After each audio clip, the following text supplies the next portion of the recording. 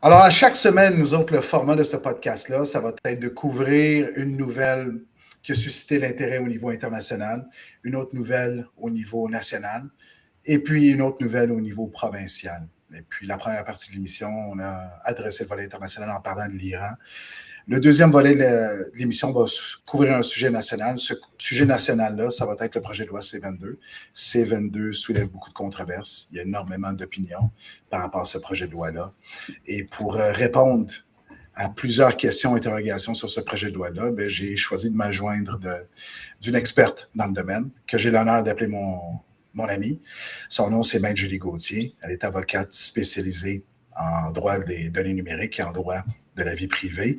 C'est d'ailleurs elle qui a écrit l'ouvrage du droit de la biométrie ici au Québec. Elle a conseillé plusieurs grandes entreprises au niveau de la conformité par rapport à ces projets de loi-là qui touchent les données numériques. Alors, Maître Julie Gauthier, mais je vais t'appeler Julie pour les fins de cette entrevue-là. Comment ça va, Julie?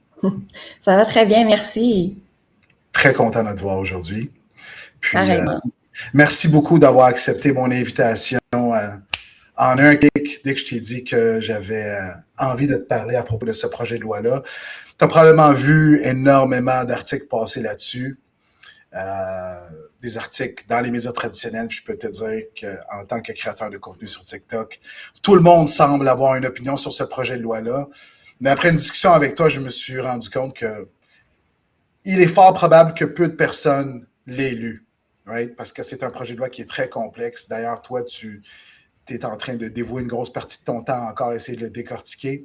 Fait que pour le citoyen ordinaire, là, en layman's terms, es-tu capable de me dire c'est quoi exactement le projet de loi C-22, puis pourquoi le citoyen moyen devrait s'intéresser à ce projet de loi-là? Absolument. Donc, effectivement, comme tu dis, c'est très compliqué comme projet de loi quand même. Disons d'emblée que juste ce projet de loi-là pourrait faire l'objet d'une thèse de doctorat. Donc, quand même, on peut aborder la question, mais bon, pour l'instant, ce serait un petit peu plus d'effleurer que d'y aller très en profondeur.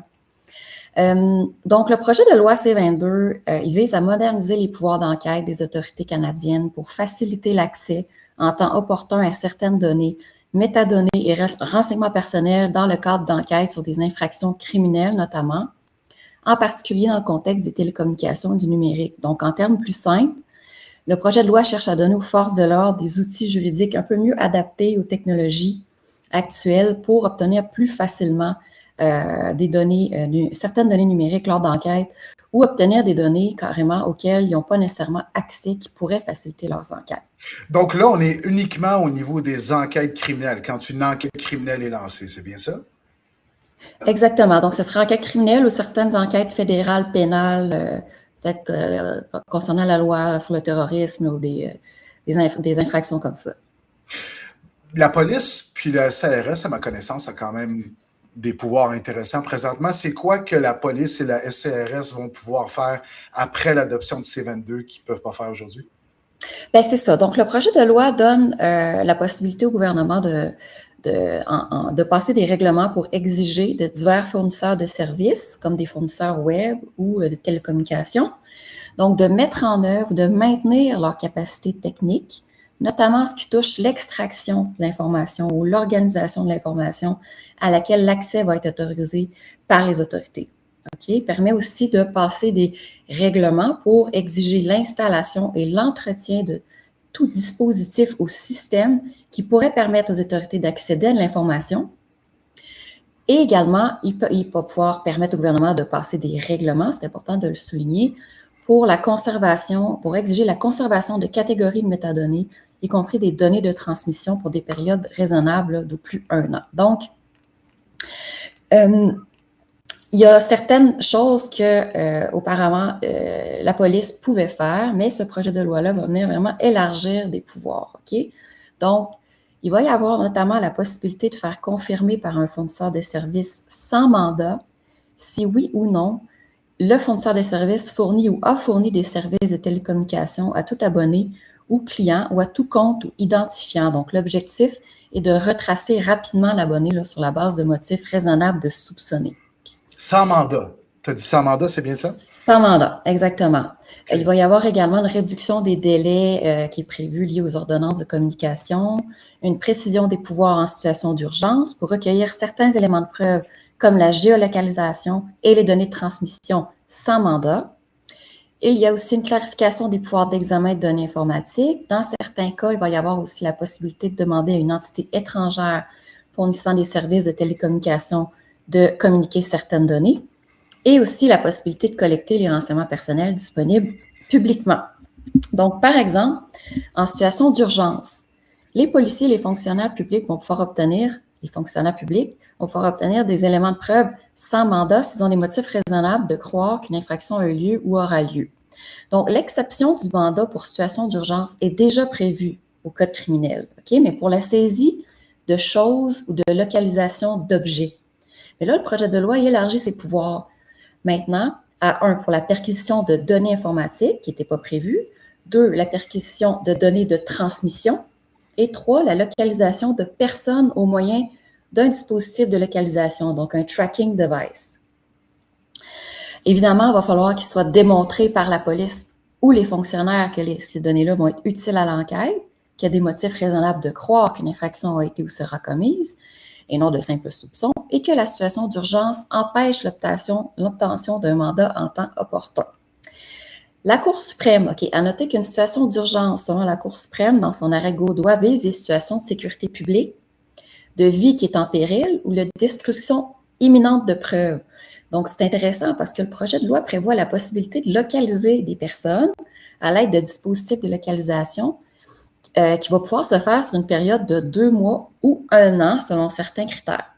Fait que là, on se questionne de savoir comment les autorités vont justifier une situation d'urgence dans le contexte. Parce que la Cour suprême a déjà décidé que l'intérêt public ou la sécurité immédiate doit l'emporter temporairement sur l'obligation d'obtenir un mandat. Mais là, la loi prévoit des durées de 2 mois ou 1 an de localisation, de surveillance. Donc, j'ai l'impression qu'il y a comme une incohérence juridique à ce niveau-là. OK, donc il y a déjà la Cour suprême, puis probablement les instances inférieures sont déjà venus mettre des balises par rapport à certaines dispositions, là. Absolument. Il y a toujours l'exception du mandat d'une perquisition d'une chose ou d'un objet ou de localiser un objet existe s'il y a une situation d'urgence. Actuellement, dans le Code criminel, c'est l'article, je crois, 487.11, quelque chose comme ça. Mais là, on va vraiment venir élargir ce pouvoir-là aux données informatiques, données de transmission et localisation de personnes. Très intéressant. Vas-y, Maximum. Oui, justement, parce que quand les gens, par exemple, entendent parler de C-22, plusieurs pensent, parce que la logique veut que les gens se disent immédiatement le gouvernement va lire mes messages privés, etc. C'est vrai, c'est faux, ou est-ce que c'est plus nuancé que ça? Oui, donc le projet de loi, il ne permet pas, tel que rédigé, de consulter le contenu des communications privées. Il y a même une restriction à cet effet-là dans la partie 2. Par contre, il va pouvoir permettre au gouvernement d'obliger par règlement les fournisseurs de services à conserver certaines métadonnées pour pouvoir y accéder. Mais des métadonnées, ça peut quand même révéler beaucoup de renseignements personnels sur une personne, sans nécessairement que ce soit le contenu. Donc, mais les métadonnées n'ont pas été définies au projet de loi. Donc, il faut s'en remettre aux usages courants, définitions fournies par les autorités réglementaires, comme le Commissariat à la protection de la vie privée, Commissariat fédéral. Donc, une métadonnée est une donnée qui fournit de l'information sur une autre donnée. Donc, des renseignements générés lorsqu'on utilise une technologie qui permet de situer dans leur contexte qui, quoi, où, quand et comment diverses activités. Donc, des activités, ça peut aller de la création d'un document Word à un appel téléphonique en passant même par le chat, le clavardage. Dans le contexte des communications, les métadonnées vont fournir certaines précisions sur la création, la transmission et la diffusion d'un message. Fait que les métadonnées peuvent, par exemple, indiquer la date et l'heure où un appel téléphonique a été fait ou le lieu à partir duquel un courriel a été consulté. Donc, on peut savoir avec qui on communique, quand et où notamment. Puis ça inclut également les adresses IP. Ça m'amène à ma prochaine question parce que là, tu es spécialisé justement en droit de la biométrie. Est-ce que C-22, par exemple, va ouvrir la porte davantage à des recours comme la reconnaissance faciale ou à d'autres technologies biométriques, par exemple, dans le futur? Parce que c'est bien beau qu'on regarde maintenant, mais la technologie évolue. Effectivement. Donc, le projet de loi prévoit, compte tenu des règlements qui vont être adoptés par le gouvernement à cet effet-là, d'utiliser des technologies de surveillance ou de localisation imposées aux fournisseurs de services par le gouvernement.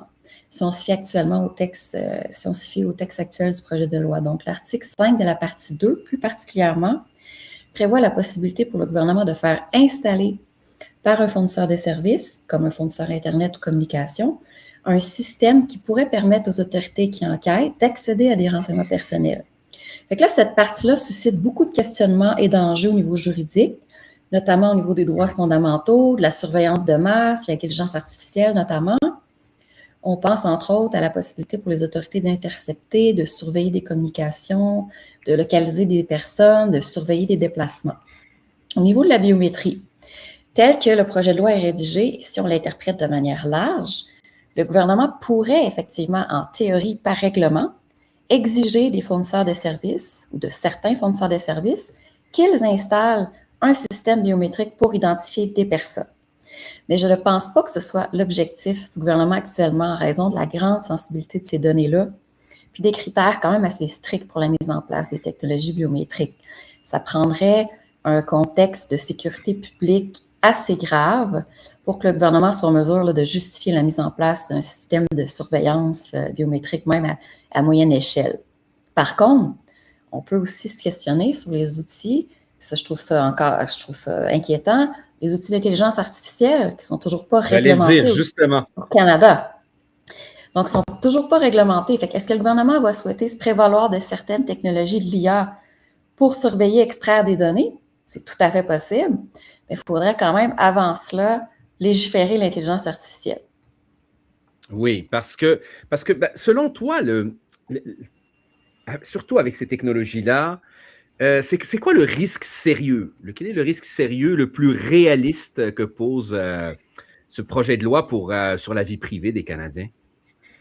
Bien, il y en a quelques-uns, mais je dirais d'une part que l'un des risques pour la vie privée qui est assez sérieux, c'est celui qui concerne les technologies de surveillance et de localisation au nom d'une sécurité publique pas nécessairement justifiée, puis à l'aide de l'utilisation de technologies qui sont mal contrôlées et non légiférées, comme l'IA. Tu sais, je dirais qu'actuellement, ce serait un des risques. Par contre, évidemment, on est protégé par des droits fondamentaux, notamment l'article 8 de la Charte canadienne des droits de la personne, qui nous protège contre les fouilles, les perquisitions, les saisies abusives.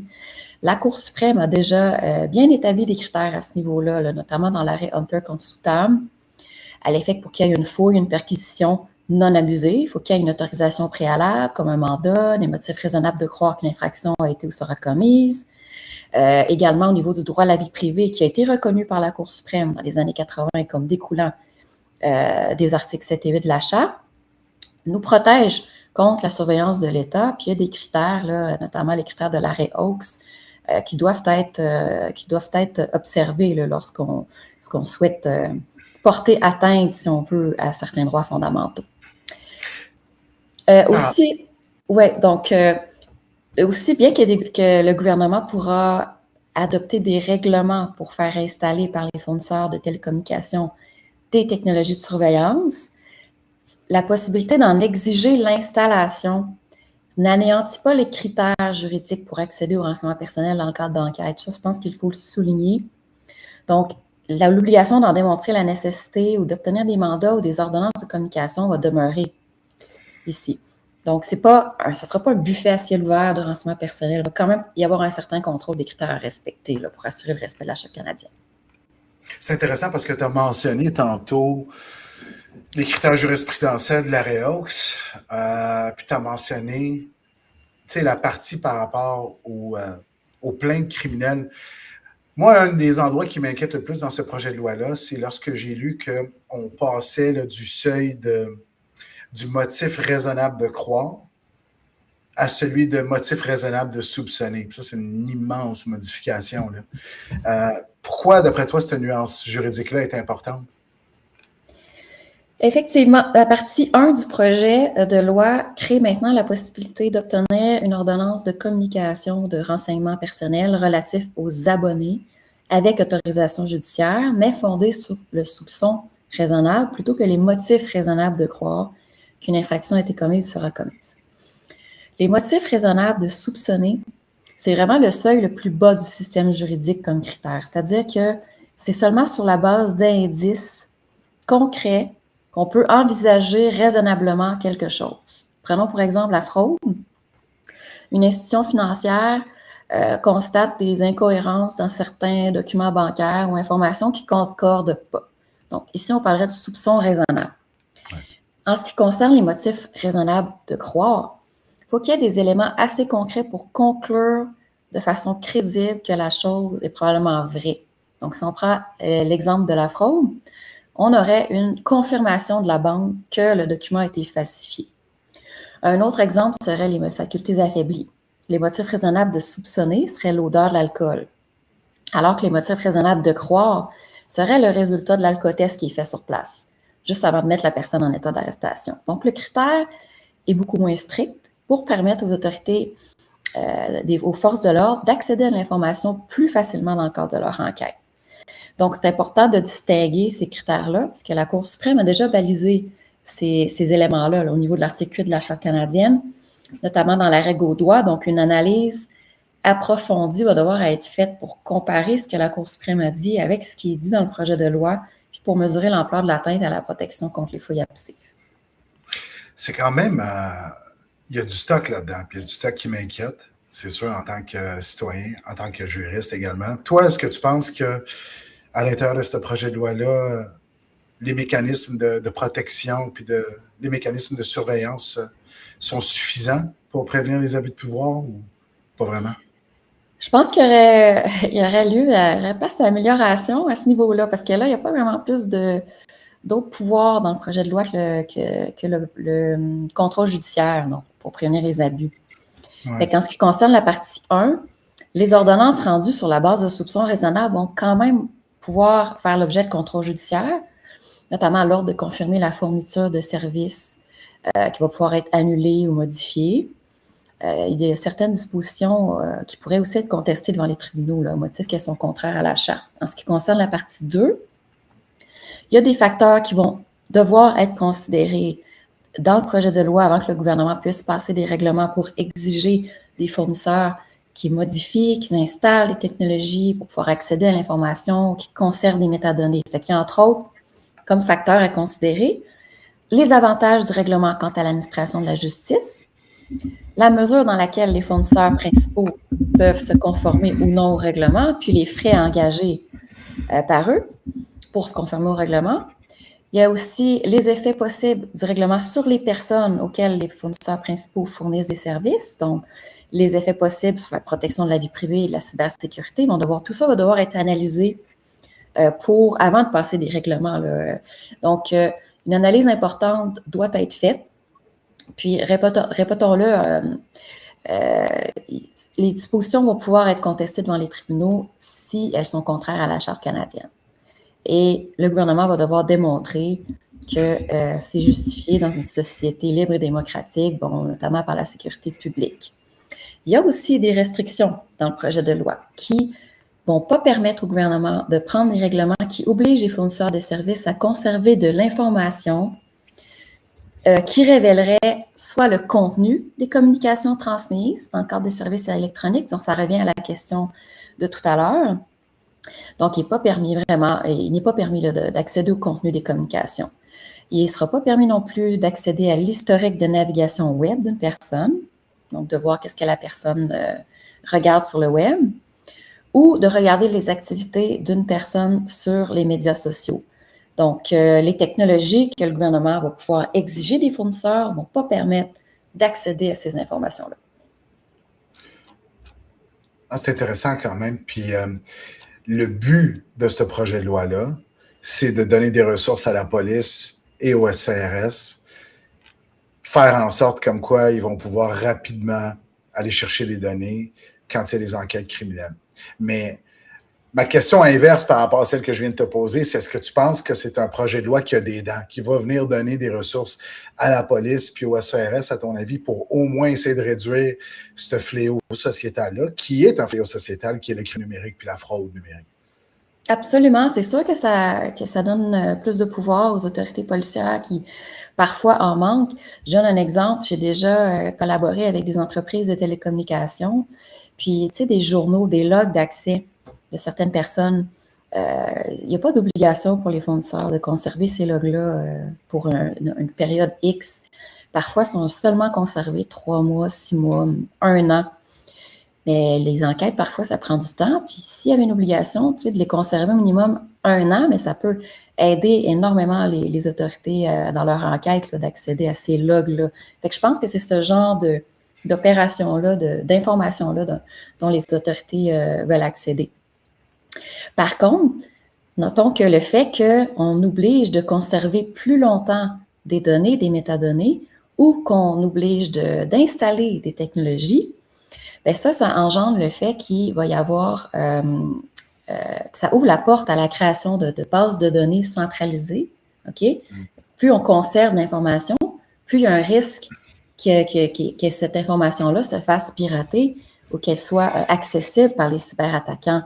Donc, ça aussi, c'est un enjeu. Qui sont de plus en plus sophistiqués, il faut le dire, les cyberattaquants. Exact. Qui sont de plus. Parce qu'avant, quand on voyait des cyberattaques, c'était contre des personnes, des petites entreprises. Maintenant, on entend parler de Desjardins. Il ne se passe pratiquement pas une semaine sans qu'il y ait une grosse institution. Et tu te dis, mon Dieu, ce sont des gens quand même qui ont les moyens, qui ont des départements de sécurité informatique, etc., des banques, et surtout maintenant avec les moyens de l'IA. On peut s'attendre à ce que les cyberattaques soient de plus en plus sophistiquées, là. Exactement. Donc, ce qu'on vient faire ici, c'est qu'on essaie de mettre en œuvre des mesures pour combattre le crime, mais en fait, on va augmenter les risques qu'il y ait plus de cyberattaques en même temps. Tu sais? Fait que c'est ça. Donc, est-ce que la question qui tue, comme dirait l'autre, est-ce que cela ouvre la porte aussi à des séries de poursuites? Parce que, on sait quand il y a eu l'histoire de Desjardins, déjà, il y a eu des poursuites, mais en plus de ça, je sais parce que je fais partie des victimes, en quelque sorte, dans le sens que moi aussi, j'ai eu, comme beaucoup de personnes, accès à mon crédit pour que je puisse vérifier et tout ça. Mais imaginez que ce soit le gouvernement dans le cadre de ce genre d'enquête. Imaginez-vous les poursuites monstres qu'il pourrait avoir. Là, ça serait terrible. Effectivement, s'il y a des brèches de sécurité, ça ouvre la porte à des poursuites. Par contre, si le fournisseur démontre qu'il a mis en place une mesure en raison d'une obligation légale, ça va être un petit peu plus difficile de poursuivre le fournisseur. La poursuite va peut-être plus aller à l'égard des gouvernements. Là, donc, c'est ça. Du législateur. C'est à ce niveau-là que je parlais, au niveau des gouvernements, etc. Parce que ça reste, ne fait que se conformer, oui. Ça reste le critère de faute. Est-ce que l'entreprise a commis une faute? Right? Fait que, est-ce qu'une entreprise placée dans les mêmes circonstances a réagi différemment ou a réagi de la même façon? Ça, c'est très difficile quand même à venir démontrer là-dessus. J'ai une dernière question pour toi. À ton avis, là, tu regardes défiler les articles, les nouvelles là-dessus, puis les posts, les publications sur les médias sociaux. C'est quoi le plus gros mythe ou la plus grosse fake news qui est en train de circuler présentement sur C22, à ton avis? Ben, écoutez, c'est sûr qu'il y a beaucoup d'inquiétudes, puis les gens ont souvent l'impression, de par ce projet de loi-là, que le gouvernement va nous espionner, puis que les fournisseurs de services vont accéder à tous nos renseignements quand ils le veulent bien. Bon, c'est un petit peu plus nuancé que ça, donc il y a quand même des critères qui ne sont pas nécessairement non plus législatifs, mais des critères qui sont jurisprudentiels à respecter. Donc, heureusement, nous sommes dans un état de droit, donc nous ne sommes pas encore dans un état communiste. C'est peut-être ça le plus gros fake news. C'est comme plonger dans le communisme. Parce qu'il y en a pour certains, c'est ça, le communisme. C'est une excellente note sur laquelle se terminer. Au moins, il y a une lueur d'espoir à la fin de ça. Je te remercie beaucoup, Julie. C'est vraiment un honneur pour moi de te recevoir dans le cadre de la première émission. Également. Malek et Maximo. Puis, merci. Merci à vous. Merci. Salut.